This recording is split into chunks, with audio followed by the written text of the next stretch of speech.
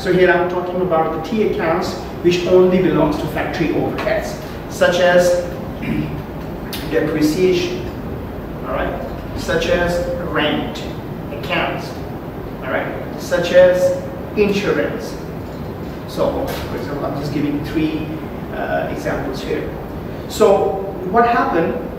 So, these three kinds of T accounts will transfer to the factory overheads, because all are the factory overheads, all right? So, all will transfer to the factory overheads, all right?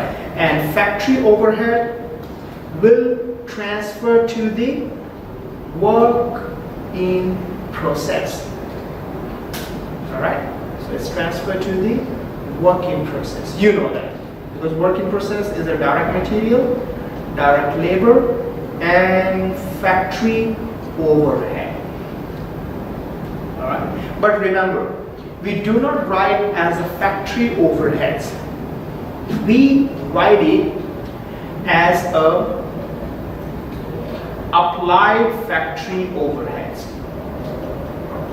So we use the word applied factory overheads because we are making a plan here. We are estimating how much money we're going to spend for factory overhead throughout the year. All right. So here is the applied working process. And then this working process will transfer to finished goods, and finished goods will transfer to cost of goods sold, and so on. All right. So if you have applied factory overheads here, when you are preparing your cost of goods sold at the end of the period, when you're going to make a balance of your accounts, you're going to get the actual number. All right. And then you will compare. Your applied is over and under. All right. So here I'm not going to talk much in detail about this applied factory overheads.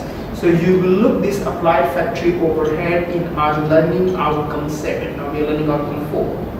When we reach learning outcome 7, then I will give you some other numerical examples and the accounting treatment of applied factory overhead in detail.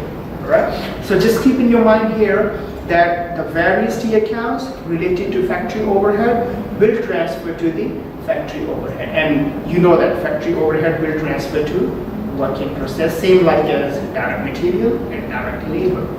And then this one is here. All right, so that's this quite basic learning outcome, basic accounting treatment of factory overheads. So that's all about learning outcome 4. Right? So now we move on to the learning outcome 5, which is very important. And that's going to be part of your final exam.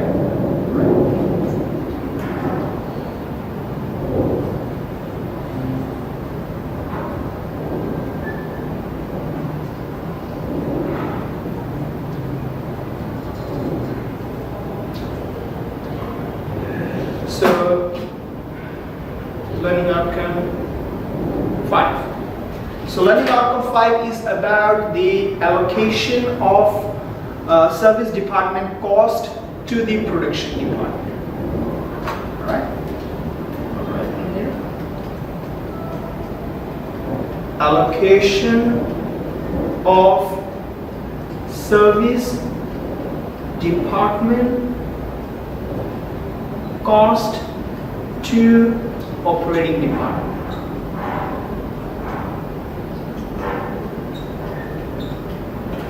That is your learning outcome 5. All right. So, what is that? Okay, that's what I write for you. You know that we have a total cost. All right. Total cost is a combination of direct material, direct labor, and factory overheads. All right. Okay. Of course, we are not talking about direct material and direct labor here because we are talking. This is the factory overheads. Right? Now, you should keep in your mind that this factory overhead cost not 100% comes from the production department. All right. 100% does not only comes from the production department. there is a contribution of some service department or support department in order to produce products. So in simple language, some other service departments, they are providing service to the production department, and that service is necessary to produce product. All right. So it means some other department also contributing, some other service department. Alright, sometimes we call it support department as well, because they are supporting production department. Alright, they are supporting production department to produce product. So service department also have some kinds of contribution, and we should not ignore it. Alright, why? Because let's say direct material 7, alright, direct labor 5, and let's say overhead is 5. Alright? And in this 5, let's say $2 come from operating department and $3 come from the service department. Alright? If you ignore service department cost, alright? If you ignore it, so means your cost will be underestimated, which is 2. Alright, your overhead cost underestimated, your total cost will be underestimated. Your total cost will be underestimated, your profit will be overestimated. Alright, your profit overestimated, you are paying unnecessary tax to the governments because that is charged on the profit. You are distributing more dividend to the shareholders. Alright, so the idea is that overall your income statement will be manipulated. Right? And or we can say that it's not a really true and fair numbers that we are providing to our users. All right. So our financial statement numbers are not accurate. Your financial statement is misappropriated. All right. So in that case, user's decision not gonna be accurate. So overall, everything gonna be messed up. All right. So the idea is that we should not take this allocation or this issue or topic too lightly. We have to take this topic very seriously because that's contributing in the sales. In the cost. Right? And then of course you know that in order to estimate the price of the product, we have to look at the cost first. So if the cost estimation is the wrong, then price determination gonna be wrong too. Price wrong, cost wrong, profit wrong, and overall all the income statement and financial statement gonna be wrong. Alright, so that's why we have to take these outcomes very seriously, right? This topic very seriously in our company. Alright, so here you already got the ideas why allocation of service department cost is important for the production department. Right? Now we go more in detail. So here we have 3 different methods. All right, we have 3 different methods. We use it to allocate it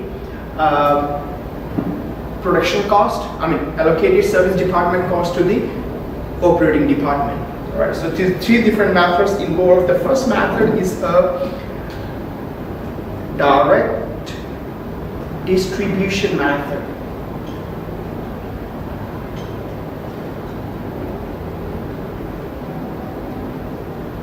Second one is a step-down method. All right. And third one is a algebraic method.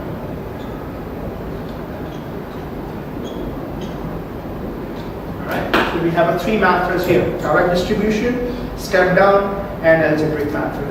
And each of method has a different situation to apply it. All right.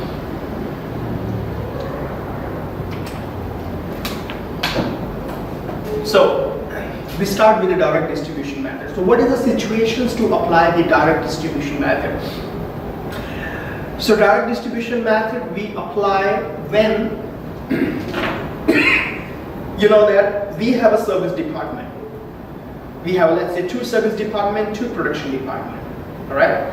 You know that service department provide a service to the operating department. All right.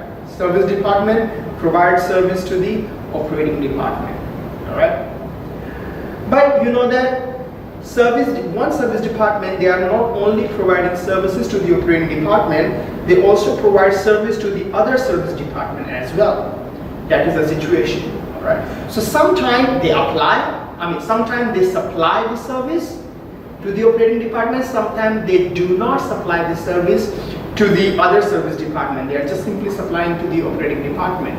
So if this is the situation, we should apply direct distribution method. In short, when one service department does not provide service to the other service department, all right, they are only providing service to the production department. No exchange of services between service to service department, only service to production department.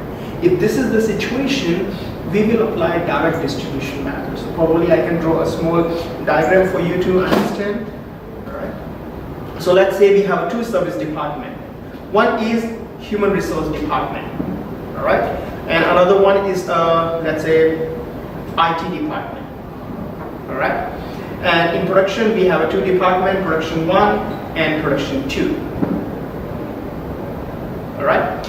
So this is service department. Service department provides service to the production department, HRD. All right.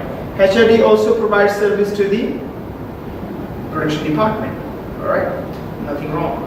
Service department, which is IT, provides service to the production 1, and IT provides service to the production 2.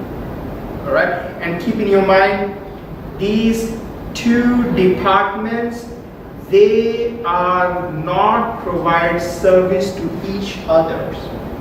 All right. Only service department to production department, not service to service. If this is the situation, then we will apply direct distribution method. So means we will allocate only production department cost to the operating department. Production department cost to the operating department. All right. So that is called direct distribution method. All right. So you can have a look.